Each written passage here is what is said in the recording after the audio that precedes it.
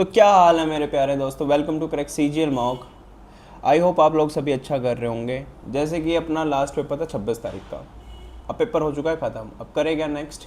क्या भाई cut offs का वेट करें? क्या भाई कोई एग्ज़ाम डेट आएगी तब वेट करें? क्या किसी कोचिंग को स्टार्ट करते हैं? क्या करना चाहिए भाई अभी? भाई देखो, मैं ना इस वीडियो में टू द पॉइंट बातें करूँगा, ना कोई फालतू की बकचोदी, जस्ट टू द पॉइंट बातें होंगी। और इस वीडियो में मैं बातें किस हिसाब से कर रहा हूँ भाई, मैंने जितने भी मेरा जो एक्सपीरियंस है, जितने टॉपर से बात किया है, सिर्फ उस हिसाब से बातें होंगी इस वीडियो में। भाई देखो, कट ऑफ, भाई जो भी ये फालतू की वीडियोस बन रही होंगी ना, कट ऑफ कितनी होंगी, एक्सपेक्टेड कट ऑफ्स क्या होने वाली हैं, देखो ये बहुत ज़्यादा कंट्रोवर्शियल है। मैं गलत भी हो सकता हूँ, बट मैं अपने हिसाब से बताऊँ। भाई किसी को नहीं पता है कि कट ऑफ कहाँ जाने वाली है, क्या कट ऑफ होने वाली है, किसी को कोई भी आइडिया नहीं है। भाई तो ना सीधा अपनी ना मेंस के लिए ना तैयारी करने लग जाओ, जिस भी बच्चे के ना। भाई देखो, हमें इतना पता है कि सभी बच्चों को ना अंदर अंदर कहीं ना कहीं पता होता है कि मेरा ये निकल सकता है कि नहीं निकल सकता। भाई अगर किसी के ना 60+ अटैम्प्ट्स है ना, और अच्छे वाले अटैम्प्ट्स है, ये वाले नहीं तुक्के वाले, भाई अपनी मेंस की तैयारी करने लग जाओ। कुछ नहीं पता कब कट ऑफ आ जाए और कितनी कम कट ऑफ आ जाए। पिछली बारी बात कर रहे थे 135 पे कट ऑफ चली जाएगी, 138 तक रहेगी। भाई कट ऑफ आएगी तो नहीं 153। उनकी सभी के लोगों की प्रोडिक्शन खत्म हो गई थी। ये सब प्रेडिक्ट कर रहे हैं सिर्फ व्यूज़ के लिए है, बाकी कुछ नहीं है। जिसके भी बच्चे के 60+ अटैम्प्ट्स हैं ना और अच्छे वाले अटैम्प्ट्स है, भाई अपनी तैयारी स्टार्ट कर दो। कुछ नहीं पता पेपर की कट ऑफ कितनी चली जाए और तुम्हारा सिलेक्शन हो रहा हो और तुमने तैयारी ना करी हो और तुम्हारा टाइम वेस्ट हो जाए। और एग्ज़ाम डेट्स का लगभग हमें ना 75 to 100 डेज़ मिलते हैं। जितना भी हमने प्रीवियस हमने सभी सुनते आए हैं कि 75 to 100 डेज़ मेंस में सीजीएल देता है हमें। तो इन 75 to 100 डेज़ को ना भाई हमें बहुत ज़्यादा प्रोडक्टिवली यूज़ करना पड़ेगा, क्योंकि इस बारी एक तो नया पैटर्न है भाई, सबसे बड़ी बात तो यही। और अब मेंस में हमें कुछ नए टॉपिक्स भी हो गए हैं, कंप्यूटर भी ऐड हो गया है, टाइपिंग भी ऐड हो गया है। तो हर टॉपिक को ना बहुत ज़्यादा अच्छे से करना पड़ेगा, तभी जाके कुछ ना कुछ हो पाएगा। और रही बात सेल्फ करें या कोचिंग करें, भाई एक और बात, अब डिस्ट्रैक्शंस बहुत आने वाली हैं। अब मेरा ये वाला बैच आ रहा है, सभी टीचर्स अपना बैच लाने लग जाएंगे, ये मेरा बैच आ रहा है, इसको ज्वाइन कर लो, ये कर लो, वो कर लो। भाई खुद ना सभी, जिस भी बच्चे का मॉक प्री निकल रहा है ना, उसको पता है कि मेरी कहाँ तक तैयारी है, मेरे क्या पॉइंट्स ज़रूरी है, क्या मेरे को किन पॉइंट्स में मैंने काम करना है, सभी को अपने पॉइंट्स ना पता है। तो सिर्फ और सिर्फ अपनी ना वीकनेस पे काम करो। और किसी को लग रहा है ना भाई कोचिंग का, भाई रिकॉर्डेड वीडियोस ही देखना, लाइव मत देखना, क्योंकि लाइव मैच देखोगे तो 2.5 महीने में तो वही कंप्लीट होने वाला है। और सिर्फ अपने नोट्स पे रिलाई करो, जो तुम्हारे नोट्स हैं उनको ही मल्टीपल रिवाइज करते रहो।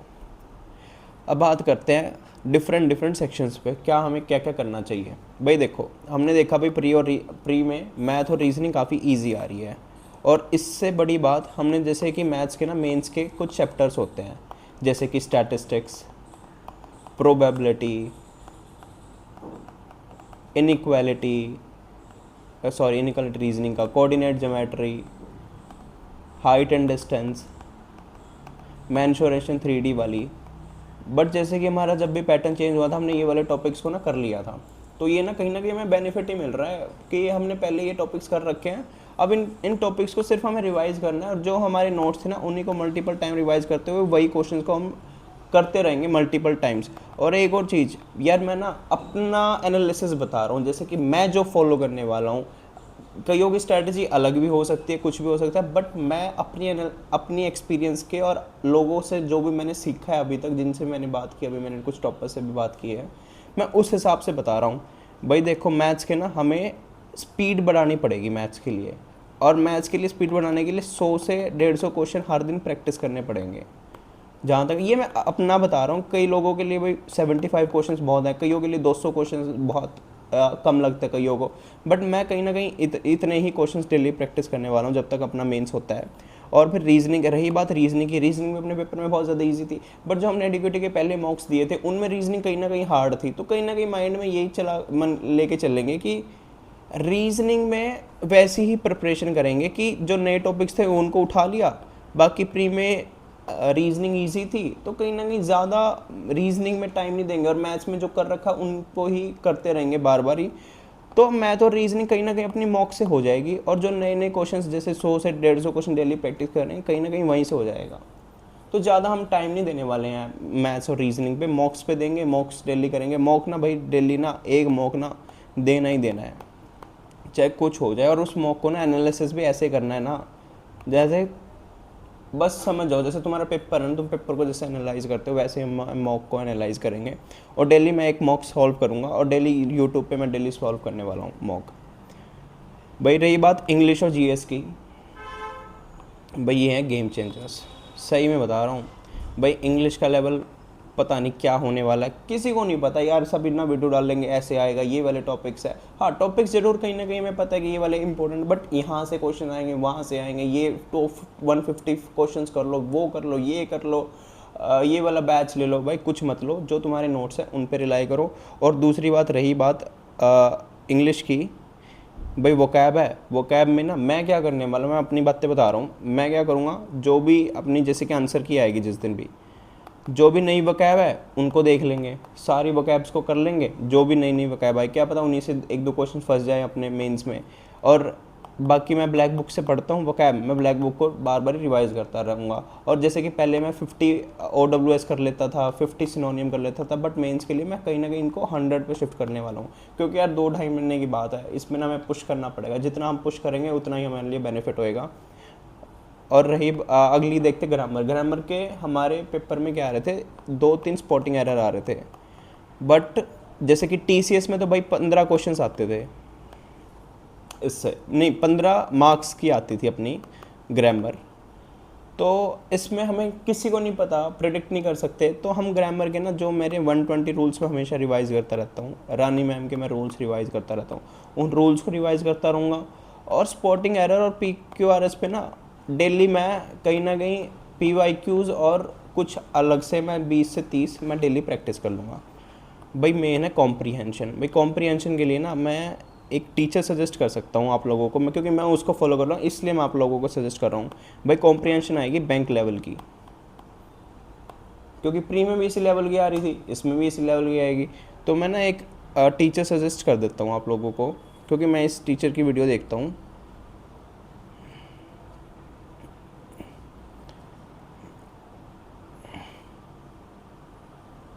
सके और भाई निर्मला ये बंसल मैम की ना ये 7 घंटे क्लास है, ये ना मोर देन सफिशिएंट है कॉम्प्रीहेंशन। ये देख लेंगे और डेली 2-2 मौका पर लगा लेंगे। मेरे हिसाब से ना अपनी कॉम्प्रीहेंशन यहाँ पे से अच्छी हो जाएगी। लोग कहते हैं कि रीडिंग अपनी इंप्रूव करो, वो करो, ये करो। भाई टाइम ही नहीं है, अब रीडिंग कब से इंप्रूव करेंगे? रीडिंग को ना 1 साल 2 साल लगता है कि इंप्रूव करने के लिए, अपने पास इतना टाइम ही नहीं है। सीधा अपने ये 7 घंटे की वीडियो देखेंगे, इसमें ना स्कीमिंग बता रखी है मैम ने, प्लीज़ ना अच्छे से देखना ये वाली वीडियो। स्कीमिंग बता रखी है, वो वाली ना अच्छे से समझना हो। और उसको ये ना थोड़ा टाइम लगता है इस वाली चीज़ को समझने में कि स्कीमिंग को करते कैसे है। बस आपका को वो आ गई, आप फोड़ देंगे भाई कॉम्प्रीहेंशन को भी। भाई आगे बात करते हैं जीएस की। भाई देखो जीएस पे ना सारे बच्चे कह रहे हैं कि परमार सर से नहीं आई, वो नहीं हुआ, जीएस का अनप्रेडिक्टेबल आ रही है, वो आ रही है। तो भाई जीएस छोड़ तो नहीं सकते हैं, क्योंकि जीएस ये तीनों सब्जेक्ट्स तो हमें कहीं ना कहीं सिलेक्शन देते हैं, बट जीएस तो हमें रैंक देती है। बट इस वजह से हम छोड़ दें क्या जीएस को पढ़ना? भाई नहीं, मैं तो नहीं छोड़ने वाला हूँ, मैं अपनी बता रहा हूँ। क्योंकि भाई जीएस ही हमें रैंक देगी, और जीएस ही हमें कहीं ना कहीं सिलेक्शन हमारा दिल्ली से, भाई कहीं से, तमिल से, कहीं से भी पहुँचा सकती है। तो लोग कह रहे परमार सर से नहीं आ रहा, भाई क्या पता मेंस में आ जाए। और भाई कुछ तो आ ही रहा है, अगर सारा नहीं आ रहा कुछ तो आ रहा है। क्या इसके अलावा कोई टीचर, तो भाई अलग अलग बच्चों से बच्चे किसी किसी टीचर्स को फॉलो करते हैं। मैं परमार सर को फॉलो करता हूँ। मेरे को इस टीचर के अलावा कोई किसी का पता ही नहीं जीएस में। क्या मैं इस टीचर के अलावा किसी को रिलाई कर सकता हूँ? भाई नहीं कर सकता। क्या मेरे पास कोई अदर ऑप्शन है? भाई नहीं है। क्या मेरे जो नोट्स है मैं उनको मल्टीपल रिवाइज कर सकता हूँ? भाई मैं कर सकता हूँ। मैं यही चीज़ें तो कर सकता हूँ। क्या मैं अभी कुछ नया उठाने लग जाऊँ, किसी का नया बैच ले लूँ? क्या मेरे पास इतना टाइम है? भाई बिल्कुल भी नहीं है। तो जब कुछ है ही नहीं इसके अलावा, तो मैं जीएस में इन्हीं इन्हीं चीज़ों पे तो रिलाई करूँगा, कुछ अलग तो मैं कर नहीं सकता। और जीएस ऐसा भी नहीं है मैं छोड़ के बैठ जाऊँ, क्या पता पेपर में जो होगा मैं तुक्के मार लूँ। भाई तुक्के भी तभी लगते हैं ना तब हमारे दिमाग में वो हो। जैसे कि अब मैंने प्री में मेरे क्वेश्चंस थे, मेरे ना 24 तारीख को पेपर था, और मेरे पेपर में ना बुद्धा और जैनिज्म से क्वेश्चंस थे। तो बुद्धा और जैनिज्म से जब क्वेश्चंस बन रहे थे, मैं ना कहीं रिलेट कर पा रहा था कि ये मैंने पढ़ा हुआ है, तभी तो मैं कहीं ना कहीं तुक्का भी तो तब भी मारूंगा ना। तो परमार सर आई थिंक मेरे लिए सफिशिएंट है, और सभी के लिए अलग अलग हो सकते हैं। और भाई टीचर पर रिलाई करो। अगर मैंने परमार सर पे बिलीव किया तो मेरे को इसको ना लास्ट टर्म तक मेरे को देखना चाहिए, मेंस तक, कि मैं इस टीचर पर रिलाई करूँगा। कर सकता हूँ और मेरा ये अच्छा स्कोर भी लेके आ सकते हैं भाई। इसके अलावा मेरे को नहीं पता मेरे इसके जीएस में कोई अच्छा टीचर है जो मैं आपको सजेस्ट कर सकूँ। और जीएस में मैं सिर्फ और सिर्फ अपने नोट्स को मल्टीपल रिवाइज़ करता रहूँगा, मल्टीपल टाइम अपने नोट्स को रिवाइज़ करता रहूँगा। और जो भी अपने मॉक्स होंगे ना, जो भी अपने जैसे कि आंसर की आएगी, जितने भी क्वेश्चंस होंगे उनको मल्टीपल टाइम रिवाइज़ करते रहेंगे। क्या पता 6 से 7 क्वेश्चन वहीं से फंस जाए, अपने 21 नंबर यहीं से बन जाए भाई, चांदी चांदी हो जाएगी अपनी अगर 6 से 7 क्वेश्चंस भी यहाँ से फंस के जब भी आंसर किया आएगी। और पेपर कहाँ से बनेगा, PYQs और यहीं से तो बन सकता है, बाकी जो बनेगा अनप्रेडिक्टेबल सभी के लिए बनेगा। आई होप आप मेरी बात ना समझ रहे होगे जीएस के लिए, भैया बहुत ज़्यादा ज़रूरी थी। भैया आगे बात करते हैं कंप्यूटर की। कंप्यूटर के लिए ना